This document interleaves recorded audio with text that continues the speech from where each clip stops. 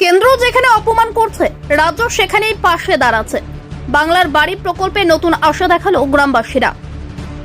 কেন্দ্র যেখানে সাধারণ মানুষকে বারবার অপমান করেছে, সেখানে রাজ্য সরকার মানুষের পাশে দাঁড়িয়ে মানবিকতার দৃষ্টান্ত স্থাপন করেছে। যখন মাথা গোঁজার মতো একটুকরো আশ্রয় নেই, কোথায় থাকবে, কি খাবে তা নিজেই জানে না অসহায় পরিবারগুলো, ঠিক তখনই পাশে দাঁড়ালেন রাজ্যের মুখ্যমন্ত্রী মমতা বন্দ্যোপাধ্যায়।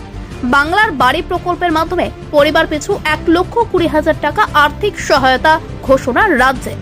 এই প্রকল্পকে সামনে রেখে মুর্শিদাবাদ জেলার ইসলামপুর চক গ্রাম পঞ্চায়েতে এদিন সাধারণ মানুষদের নিয়ে একটি গুরুত্বপূর্ণ কর্মসূচির আয়োজন করা হয়। গ্রাম পঞ্চায়েত কার্যালয়ে অনুষ্ঠিত এই কর্মসূচিতে পঞ্চায়েত সদস্যরা সক্রিয়ভাবে অংশ নিয়ে সমস্ত কিছু বুঝিয়ে বলেন। কর্মসূচিতে সাধারণ মানুষের সঙ্গে সরাসরি কথা বলেন, স্ক্রিনের মাধ্যমে প্রকল্পের সমস্ত দিক বিস্তারিতভাবে বুঝিয়ে দেওয়া হয়। বাংলার বাড়ি প্রকল্পের আবেদন পদ্ধতি, যোগ্যতা ও সহায়তার বিষয়গুলি তুলে ধরা হয় সাধারণ মানুষের সামনে। এই কর্মসূচিকে ঘিরে এলাকায় ব্যাপক সাড়া পড়ে। বহু মানুষ আগ্রহের সঙ্গে প্রকল্প সম্পর্কে জানতে ও নিজেদের প্রশ্ন রাখতে এগিয়ে আসেন। রাজ্য সরকারের এই উদ্যোগে নতুন করে আশার আলো দেখছেন অসংখ্য গৃহহীন পরিবার।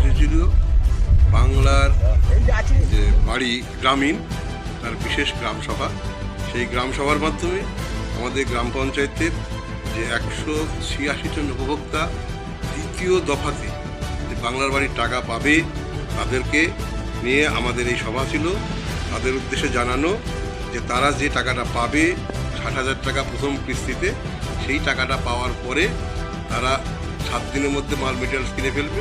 3 সপ্তাহের মধ্যে যদি নিউটন পর্যন্ত কমপ্লিট করে ফেলে, তাহলে আমরা দ্বিতীয় কিস্তির যে টাকা 60,000 টাকা বকেয়া পেয়ে যাবে এবং তারা তাদের গৃহ নির্মাণটা সম্পন্ন করবে। করে তারা যারা কাঁচা বাড়ির বাস করতো, তারা নিজস্ব পাকা বাড়িতে বাস করবে। এটাই আমাদের জানানোর মানে বার্তাটা দেওয়ারই হচ্ছে আমাদের উদ্দেশ্য। কতজন উপস্থিত ছিল এবং ঘর তারা প্রথম কিস্তিতে 60,000 টাকা করে পাবে। আমাদের 186 জনের মধ্যে প্রায় 100 জন কাছাকাছি উপস্থিত ছিল। আপনার নাম? আমার নাম কাঞ্চন ঘোষ, সেক্রেটারি, ইসলামপুর চক গ্রাম পঞ্চায়েত।